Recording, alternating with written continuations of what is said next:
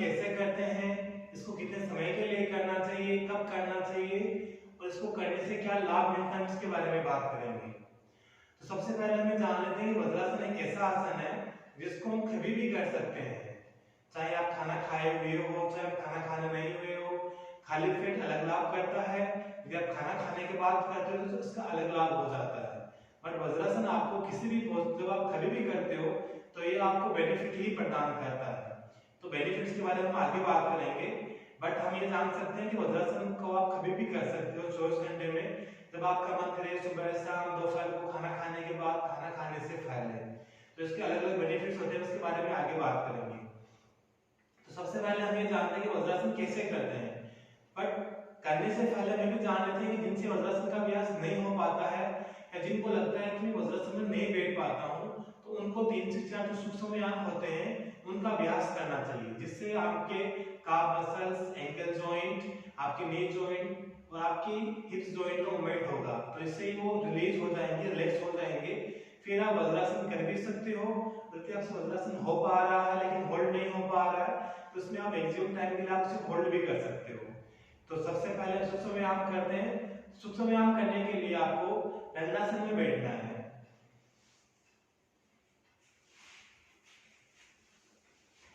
दंडासन में आपकी कमर दर्द बिल्कुल सीधी रहेगी और आपको सबसे पहले फिंगर का मूवमेंट करना है 20 टाइम। ब्रीथ करते रहें, इनहेल और एक्सहेल करते रहें।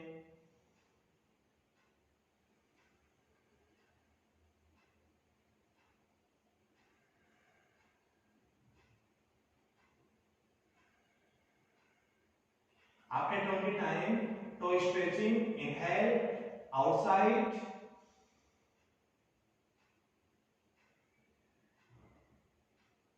exhale, inside, again inhale, outside, exhale, inside, inhale, outside। आपको आउटसाइड में पूरा स्ट्रेच करना है मैक्सिमम। एक्सेल इनसाइड, ये आपको 10 टाइम करना है। ये आपके नी जॉइंट, काफ मसल्स, एंकल जॉइंट, इनके जो मसल्स हैं इनको रिलैक्स प्रदान करता है। आपका जो पैर स्टिफ बना हुआ है उसे रिलैक्स प्रदान करता है।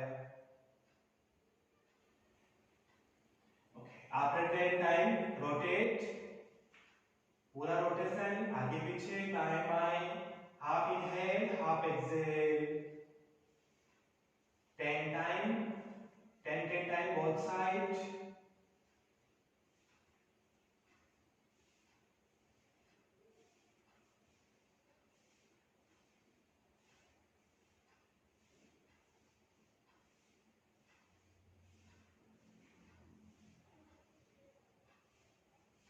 Another side,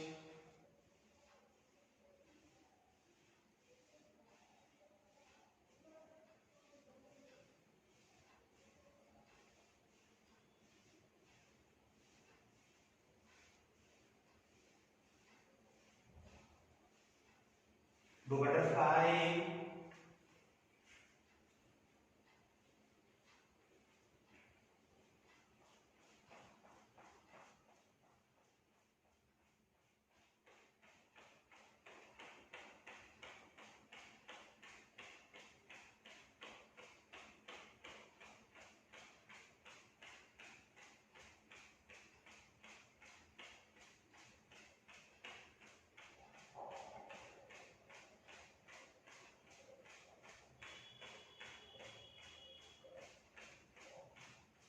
relax. इसके बाद हम वज्रासन का अभ्यास कर सकते हैं, क्योंकि इससे आपके एंकल जॉइंट, काफ मसल्स, नी जॉइंट और आपके बटक्स की एक्सरसाइज हो गई है। यदि ये स्टिफ है तो ये रिलैक्स हो गए हैं, इनका स्टिफनेस दूर हो गई है। तो गहरन संहिता में एक श्लोक, एक सूत्र के बारे में बात करते हैं। उनमें ये लिखा हुआ है कि जंगाभ्याम वज्रवत् कृत्वा गुदा पार्श्वे पदाभुवो वज्रासनं संभवेत् योगिनां सिद्धिदायकम्। अर्थात दोनों जंघाओं को वज्र के समान कठोर बनाकर दोनों पैरों के बीच में अपनी गुदा को लगाना है। यही वज्रासन है, ये योगियों को सिद्धि प्रदान करने वाला है। अब हम हम बात करते हैं कि इसको कैसे करते हैं। तो वज्रासन का अभ्यास करने के लिए आपको सबसे पहले दंडासन में बैठना है। जो भी हमने एक्सरसाइज की थी सूक्ष्म व्यायाम किया था उसी प्रकार हमें फिर से बैठना है। अब हमारे एंकल जॉइंट, नी जॉइंट और हमारे बटक्स रिलैक्स हो चुके हैं। सबसे पहले आपको राइट लेग को बेंड करना है, फिर आपको लेफ्ट लेग को बेंड करना है और राइट हैंड का सपोर्ट लेते हुए वज्रासन में बैठ जाना है। इसमें आपके दोनों अंगूठे आपस में मिले हुए रहेंगे और आपका बटक्स आपके दोनों हील्स के बीच में रहेगा। आपकी हील्स और आपके अंगूठे के भाग का जो बीच का भाग है वहां पर आपका बटक्स दोनों पैरों के बीच में रहेगा और आपको कमर गर्दन सीधी रखनी है। इसमें आप दोनों हाथ एल्बो सीधे रखते हुए नी के ऊपर भी लगा सकते हैं, नहीं आप इसको अपने दोनों अंगूठों को मिलाकर अपने दोनों हाथों को पास में भी रख सकते हैं और बिल्कुल अपने शरीर को ढीला छोड़ दें, रिलैक्स छोड़ दें। बस ये ध्यान रखें कि आपकी कमर गर्दन बिल्कुल सीधी रहे।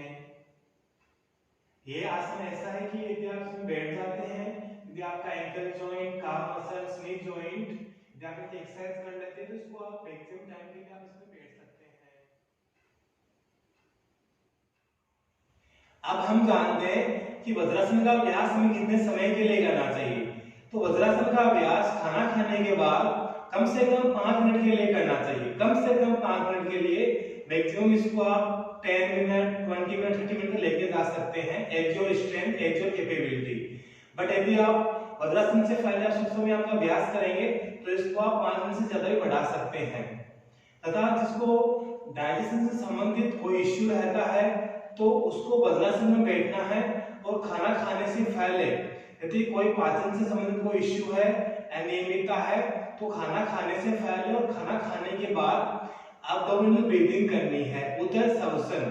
वज्रासन में बैठ के 100 टाइम खाना खाने से पहले और खाना खाने के बाद एब्डोमिनल ब्रीदिंग करनी है। एब्डोमिनल ब्रीदिंग कैसे होती है?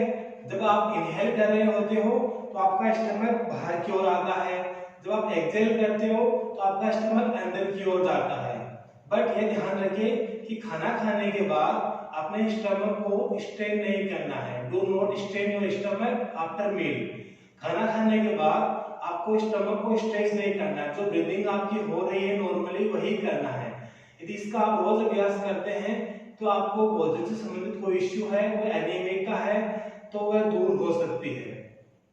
अब हम जानते हैं कि इसके बेनिफिट्स क्या होते हैं। तो जब आप वज्रासन में बैठ रहे होते हो तो ये आपके जंघाओं को वज्र के समान कठोर बनाता है, अर्थात स्ट्रेंथ लाता है आपकी हिप्स में, आपके थाइज में, आपके नी जॉइंट में, काफ मसल्स में, एंकल जॉइंट्स में, पूरे लोअर पार्ट में आपको स्ट्रेंथ प्रदान करता है। ये वज्र के समान कठोर बनाता है।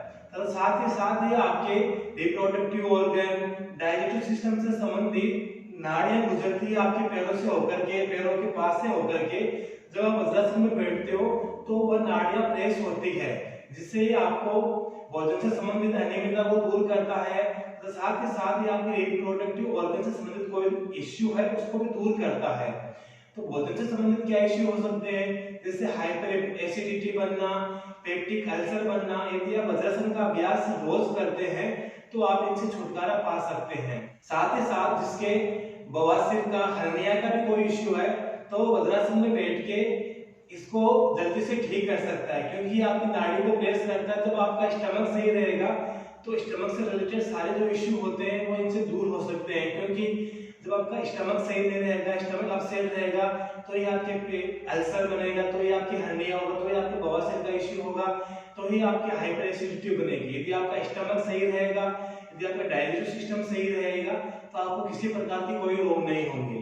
साथ ही साथ जिसके हाइड्रोसिल की प्रॉब्लम रहती है या इसके अंडाणु का विकास होता है, वो भी यदि वज्रासन का अभ्यास करता है तो वह इससे भी दूर कर सकता है। बट हमें कंटिन्यू बनाए रखनी है। तथा महिलाओं के मासिक धर्म की अनियमितता होती है, वह भी यदि वज्रासन का अभ्यास करते हैं तो वह भी इनसे छुटकारा पा सकते हैं। साथ ही साथ ये आपके मानसिक शांति को लाता है, क्योंकि जब आप वज्रासन में बैठ जाते हैं तो ये कंफर्टेबल पोस्चर होता है, तो ये आपकी मानसिक स्थिरता को प्रदान करता है, ये आपकी मानसिक शांति लाता है। इसमें आप कुछ समय के लिए आराम से बैठ सकते हैं। तो हम ये कह सकते हैं कि आपके लिए सुखदायक, आरामदायक है, क्योंकि ये मेडिटेशन पोस्चर भी है, इसमें आप अधिक समय तक बैठ सकते हैं बिना हिले डुले, क्योंकि इसमें आपकी स्पाइन स्ट्रेट रहती है, आपकी बॉडी का कोई मूवमेंट नहीं होता है। तो ये आपके माइंड को शांत करने के लिए बहुत अच्छा आसन है। तो जो पढ़ते हैं उनके लिए तो वज्रासन में बैठ के जो पढ़ते हैं तो वह उनके जो थॉट्स चलते रहते हैं उनको भी कंट्रोल करने में आपकी हेल्प करता है। इस प्रकार हम कह सकते हैं कि ओवरऑल वज्रासन आपके पूरे शरीर के लिए अच्छा है, क्योंकि ये आपके डाइजेशन को सुधार करेगा। तो डाइजेशन से संबंधित सारे जो रोग होते हैं वह इनमें इंप्रूव आएगा। ये आपके मेडिटेशन पोस्चर के लिए भी है, ये आपके लोअर पार्ट को स्ट्रेंथ प्रदान करता है, साथ ही साथ ये आपके मानसिक शांति को प्रदान करता है। तो ये पूरे शरीर के लिए वज्रासन बहुत अच्छा है। तो वज्रासन का अभ्यास जहां तक हो सके जो कर सकते हैं, यदि इनके नी की कोई इंजरी हो रखी हो या जिनके को ताजाई के ऑपरेशन हुआ हो, उनको छोड़ करके हर एक व्यक्ति को वज्रासन का अभ्यास करना चाहिए। यदि आपसे बिल्कुल भी नहीं हो पा रहा है तो आप कम से कम 5 सेकंड स्टार्ट करो, 5 सेकंड से बढ़ाओ, 10 सेकंड 20 सेकंड धीरे धीरे बढ़ाओ, बट हमें वज्रासन का अभ्यास हमें रोज करना है। धन्यवाद। इसी प्रकार हमारे साथ